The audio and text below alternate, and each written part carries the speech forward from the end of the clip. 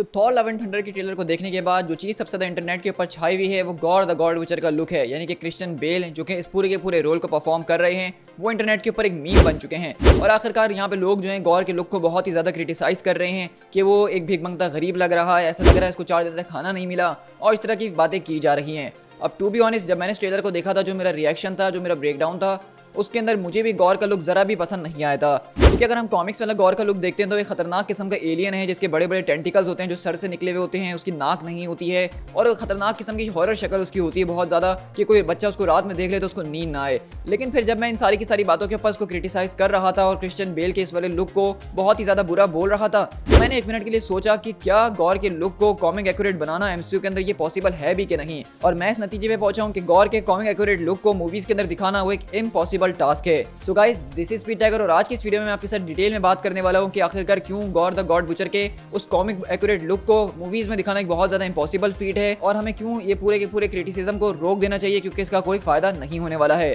तो चलिए बिना किसी और बात के फौरन से अपनी आज की इस वीडियो को स्टार्ट करते हैं।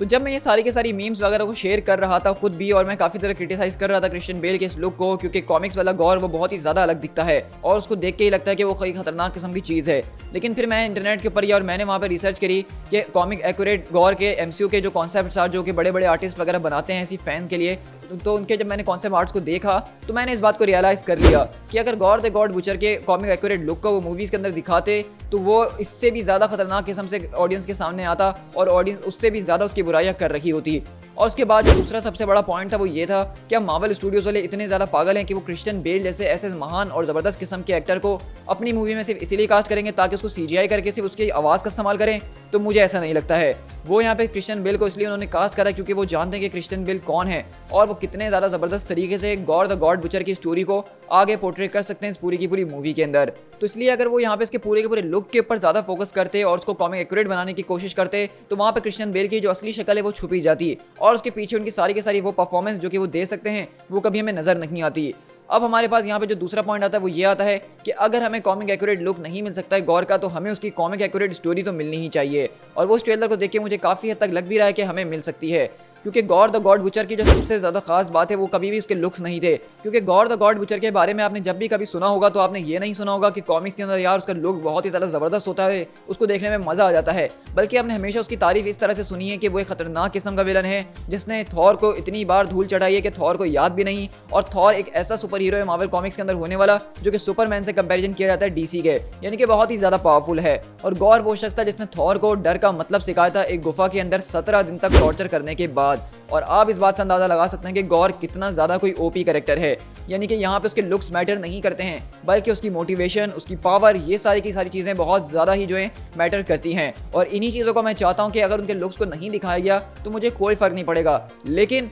अगर यहाँ पे उन्होंने स्टोरी के साथ छेड़छाड़ करने की कोशिश करी या गौर को वो वाली इज्जत नहीं दी जो कि उसकी कॉमिक्स के अंदर है, तो फिर मैं इसके ऊपर ज़रूर बात करूँगा कि उन्होंने गौर के कैरेक्टर को वेस्ट कर दिया या सही नहीं किया। तो अभी के लिए मैं यहाँ पे बहुत ज़्यादा एक्सपेक्टेशंस लेके बैठा हुआ हूँ, क्योंकि मुझे लेके बैठना भी चाहिए, क्योंकि मैंने जो है गौर के कॉमिक्स को पढ़ा हुआ है और मैं जानता हूँ कि गौर कौन है। उसको हराने के लिए लिटरली थॉर के तीन वर्जन्स को पास्ट, प्रेजेंट और फ्यूचर से जमा होना पड़ता, तब जाके थॉर्स को हरा, वो भी दो मियोनियर्स को एक साथ व्हील्ड करते हुए, और वो भी तब जब उसने गौर के ऑल ब्लैक वेपन नेक्रोसॉर्ड को अपने पास ले लिया था, यानी कि उसके बगैर वो उसको हरा भी नहीं पाता। तो गौर इसी वजह से बहुत ही ज़्यादा खतरनाक और डेंजरस साबित होता है थॉर के लिए, क्योंकि वो पीछे नहीं हटता है। जो उसने कसम खाई है कि उसको सारे के सारे गॉड्स को मिटाना है, वो उसको करने के लिए किसी भी हद तक जा सकता है। और मुझे देखना है इस पूरी की पूरी मूवी के अंदर के किस तरीके से थॉर जो है वो गॉड से पहली बार जब मुकाबला करेगा तो थॉर की बिल्कुल कुत्ते वाली हो जानी चाहिए। क्योंकि कॉमिक्स में अगर आप इस वाले पैनल को देखें तो ये वो पहला एनकाउंटर है जो कि यंग थॉर का गौर के साथ हुआ था, और लिटरली यहाँ पे थॉर के बचने के चांसेस ना होने के बराबर थे।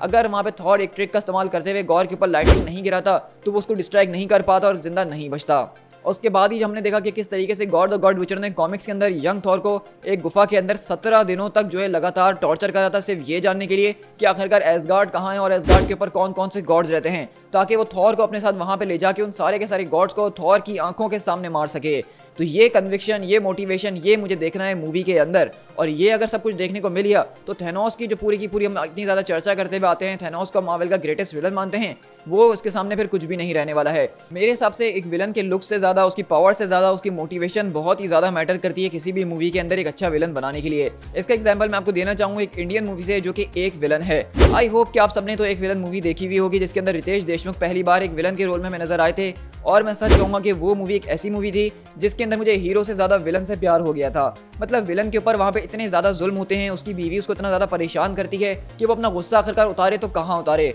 और इसी पूरे के पूरे गुस्से को वो एक तरह की अलग जगह पे कन्वर्ट कर देता है जहाँ पे वो उन औरतों को मार रहा होता है जो कोई भी उसके साथ बुरा बिहेव करती हैं, और वो मारता भी उनको बहुत ही अलग अलग तरीकों से, ज़बरदस्त तरीके से और मज़े लेके। तो यही सेम पूरा का पूरा कैरेक्टर जो है वो मार्वल कॉमिक्स के अंदर गॉर का है कि उसके पूरे के पूरे प्लेनेट के ऊपर उसकी बीवी बच्चे मर जाते हैं, वो भूख से मर रहा होता है और उसके अपने ही लोग उसकी बात नहीं सुनते, उसको प्लेनेट से बाहर बेदखल कर देते हैं। और तब जाके जब उसके हाथ खतरनाक किस्म का वेपन आता है तो उसके पास यही मोटिवेशन होती है कि जब मैं मर रहा था तो मुझे बचाने के लिए कोई नहीं आया, जब मेरे बीवी बच्चे मरे तो बचाने के लिए कोई नहीं आया, और आज जब दो गॉड आपस में लड़ते हुए तड़प रहे हैं तो वो मुझसे मदद मांग रहे हैं। ऐसा नहीं हो सकता। और उसी वक्त गॉड इस बात का फैसला कर लेता है कि आज के बाद से वो इस पूरी की पूरी यूनिवर्स के अंदर एक भी गॉड को जिंदा नहीं छोड़ेगा। ये मोटिवेशन जो उसको ड्राइव करती है ये इसको कहीं पे भी ले जा सकती है। ये मोटिवेशन जो कि उसने अपनी बीवी बच्चों को खोने के बाद हासिल करी, ये उसको किसी भी गॉड को मारने के लिए एक सबसे बड़ा वेपन यही है उसका। तो यही मैं सारी की सारी चीज़ें देखना चाहता हूँ इस पूरी की पूरी मूवी के अंदर। और मैं सच कहूँ तो आप लोगों को भी अब ज़्यादा जो है स्टोरी के ऊपर फोकस करना चाहिए, ना कि गॉर के लुक को लेकर क्रिटिसाइज करना चाहिए,